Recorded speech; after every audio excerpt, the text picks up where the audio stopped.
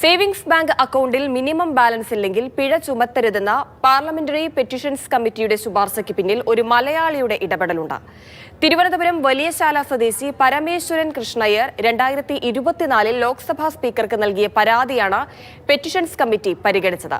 സ്വന്തം കമ്പനിയിലെ ജീവനക്കാരുടെ ബുദ്ധിമുട്ടുകളാണ് പരാതി അയക്കാൻ പരമേശ്വരനെ പ്രേരിപ്പിച്ചത്. ഇവിടെ ATM ഉണ്ട്, ഇവിടെ നിന്ന് എടുത്താലോ പൈസ? ഇവിടെ നിന്ന് എടുക്കാം. അജ്മലേറെ കാശെടു, ഞാൻ പുറത്തേക്കാം.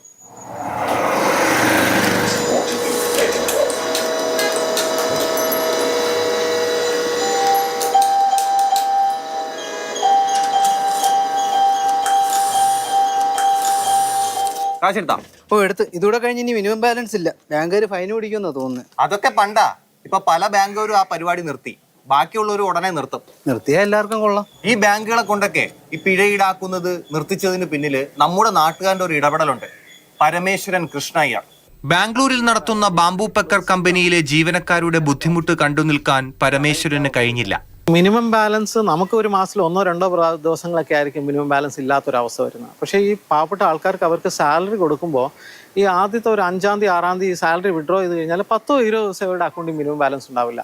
അപ്പോൾ അടുത്ത മാസം സാലറി വരുമ്പോൾ അതിൻ്റെ ഒരു മേജർ പോർഷൻ ഈ മിനിമം ബാലൻസിന് കട്ട് ചെയ്യായിരുന്നു ബാങ്ക്. 2024 പരാതി നൽകിയത് ലോക്സഭാ സ്പീക്കർക്കും സുപ്രീം കോടതി ചീഫ് ജസ്റ്റിസിനും. പരാതി പഠിച്ച parliamentary petitions committee minimum balance ഇല്ലാത്തതിനുള്ള പിഴ ബാങ്കുകൾ ഒഴിവാക്കണമെന്ന് ശുപാർശ ചെയ്തു.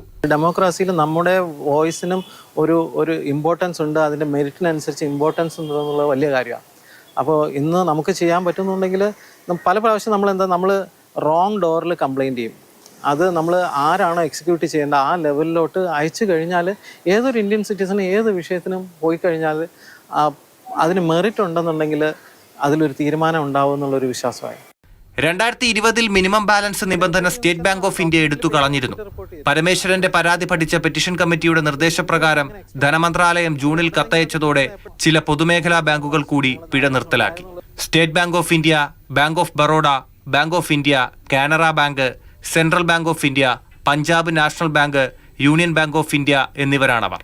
പക്ഷേ സ്വകാര്യ ബാങ്കുകൾ പിഴ തുടരുകയാണ്. 2024-25 മാത്രം 4817 കോടി രൂപയാണ് പൊതുമേഖലാ സ്വകാര്യ ബാങ്കുകൾ ഈ ഇനത്തിൽ ഈടാക്കിയത്. ബാങ്കുകൾ പിഴ ഒഴിവാക്കുന്നതിനായി ധനമന്ത്രാലയം, റിസർവ് ബാങ്കും മാർഗരേഖ പരിഗണിക്കണമെന്നും പെറ്റീഷൻ കമ്മിറ്റി ശുപാർശ ചെയ്തിട്ടുണ്ട്. പിഴ ചുമത്തപ്പെട്ടവർ കൂടുതലും ദരിദ്രരാണ്. ചെറിയ നിക്ഷേപങ്ങൾക്ക് ഒരു മാസം ലഭിക്കുന്ന പലിശയേക്കാൾ കൂടുതലാണ് പിഴ. പിഴ ഒഴിവാക്കി അക്കൗണ്ടിൽ ഉയർന്ന ബാലൻസ് ഉറപ്പാക്കുന്നതിനു വേണ്ടി ബാങ്കുകൾ മറ്റു പോംവഴികൾ സ്വീകരിക്കട്ടെ.